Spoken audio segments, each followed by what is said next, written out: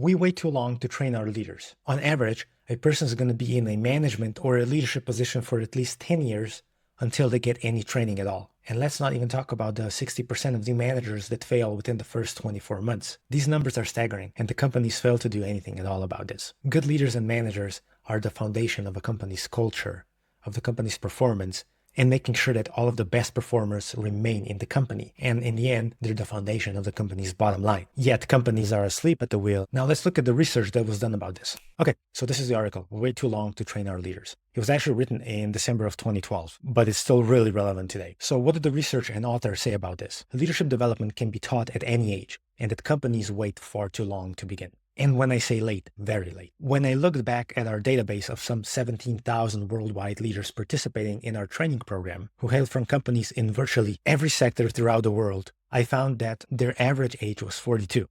More than half were between 36 and 49. Less than 5% were under 27. So this should be alarming every single manager and leader in any of the companies. And this should also be alarming to every individual that wants to become a manager, because this is how little companies actually take care of your personal development and personal development of pretty much any single person. And he continues, but the average age of supervisors in these firms was 33. In fact, the typical individual in these companies became a supervisor around age 30 and remained in that role for 9 years. That is until age 39. It follows then that if you're not entering leadership training programs until they're 42, they're gaining no leadership training at all as supervisors. And they're operating within the company untrained on average for over a decade. Now let's break this down a little bit. The companies don't train their first line supervisors for at least 10 years. That means that those supervisors are completely untrained. They don't know what they're doing. They're just doing it by instinct and by any type of experience they had either before or what they've read or learned or watched. It truly amazes me that the companies actually do this because their first line supervisors or first line managers are the ones that interact with their employees the most. And we're talking about high performers who are going to leave if the boss is really bad. And this is the reason why 80% of employees leave bad bosses, not bad companies. Let's have this thought process. If we look at sports, every single person or every single individual, when they decide, hey, I want to play football, basketball, soccer, as soon as they start training for their craft, and that lasts until they retire. Yet the most important positions in the companies never receive training. It is just an amazing thing that companies tend to just overlook all of this. And a lot of the times it's, oh, we don't have the time, we don't have the resources. You're going to need to find those resources because in the end, you're paying a lot more for people that are failing and you have to replace them. And your high performers, they're just leaving the companies. It's costing you way more than just actually having a good leadership development program, leadership training program, or just hiring coaches and mentors to help those people. It's super fascinating. So let's move on. The fact that so many of your managers are practicing leadership without training should alarm you. So here are the reasons why. Practicing without training ingrains bad habits. Exactly. So I played soccer and I did track and field, and every single training that I had, we went through some drills. And if I didn't do it correctly, the coach corrected me. If I would have kept improperly kicking the ball over and over again, this would ingrain bad habits. The same comes with leadership. If you're practicing it wrong, it's going to be so ingrained in you that it's going to be hard to change afterwards.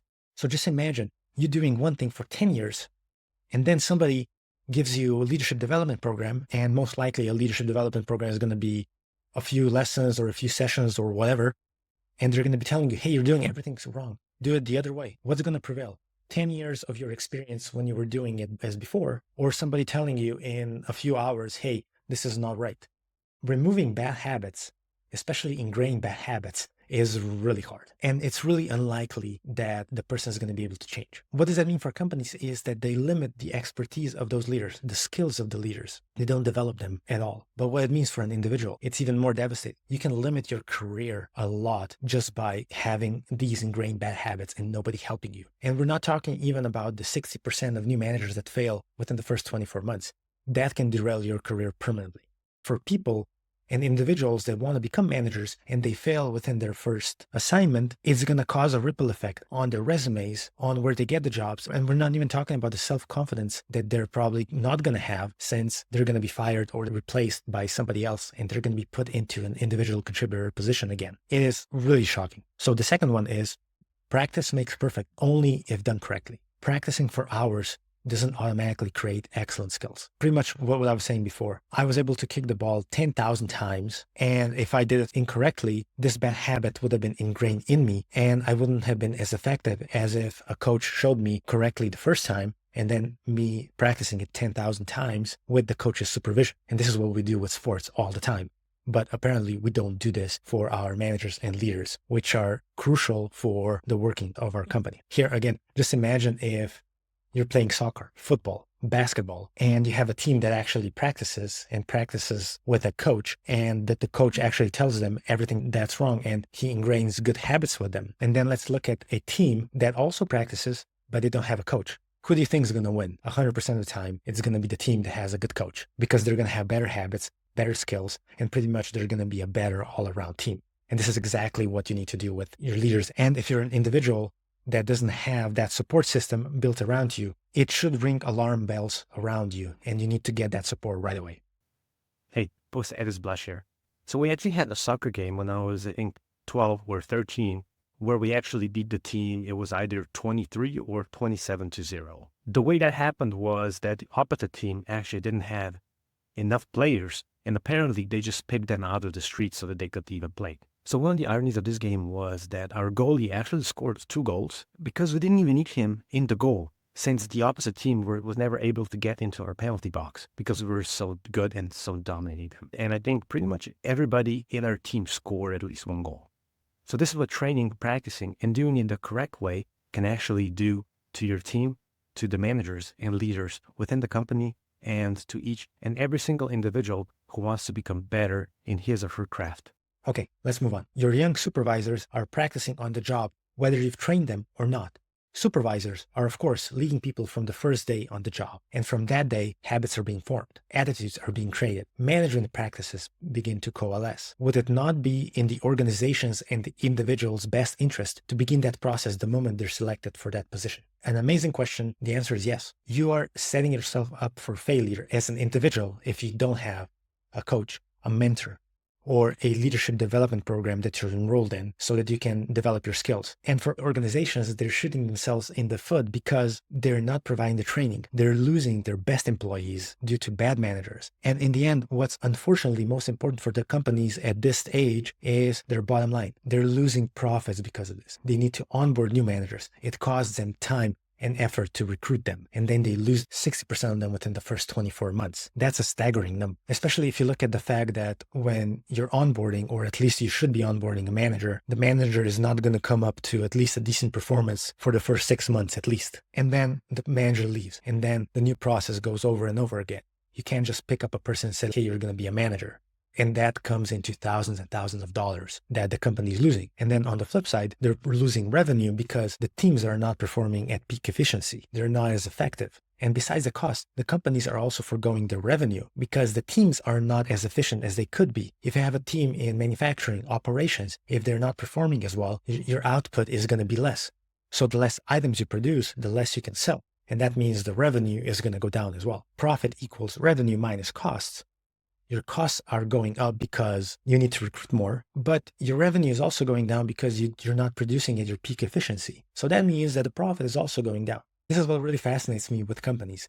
They're trying to maximize their profits, but they're absolutely failing at the managerial level. They have increased costs due to recruitment and due to managers not performing in their peak efficiency. And they're also foregoing some percentage of their revenue because the managers are not performing at peak efficiency, and as a result, their teams aren't either. And when we look at a lower revenue and higher costs, that means that the profit is not there as much as it should be. Yet, what the companies always do if they don't have enough profit, they just fire people. Oh, we have an overhead of 10%, 5%, 15%. We're just going to fire 5, 10, 15% of our workforce so that we can actually show the profit that we've arbitrarily said we want to have this year. And what's astounding to me is that the companies actually never think about it the other way. What if we gave everybody leadership development programs, individual personal development, mentors, coaches? Yes, it would actually increase the costs a little bit, but so would be the performance, the output, and the revenue. And what I can almost guarantee you is that the cost of any and all leadership development programs, personal development programs, is going to be far less than actually the cost of replacing all of the churn that you have from your employees. And as a result, the revenues are going to go up and the profit is going to go up. But for some reason, companies tend to do the easiest thing, just cut costs. They never tend to think about what is the impact going to be in a year, 2 or 3 of them actually doing this. A great example of this is Boeing. They've bungled up their management and leadership so badly that they legitimately have planes falling out of the sky, the 737 MAX saga and stuff like that. And it's going to take them decades to get to the position that they were in before because of management greed, because they wanted to maximize the profit line. So if you're an individual, invest in yourself. Your company is not going to do that. Invest in a mentor, in a coach, in a leadership development program. And you're going to be seeing results that none of your peers are actually going to have. And this is going to really propel your career up and high. And you're going to be able to decide what positions do you want to work in? What industries do you want to work in? It's going to make your life easier. You're going to be more relaxed and you're going to be more present for your personal and professional life. I've been a manager and a leader in 5 different industries, and I've always succeeded in each and every one of my roles because I do have the skills, I do have the knowledge, but most importantly, I invest in myself yearly, monthly, and daily, and I learn new things. As for companies, the companies that have the best leadership development and personnel development programs are going to be coming on top. And you can probably see some of the companies that are on top right now. Invest in yourself, and you're going to be seeing results really fast. And if you want to know why 60% of managers fail in the first 24 months, check this video here.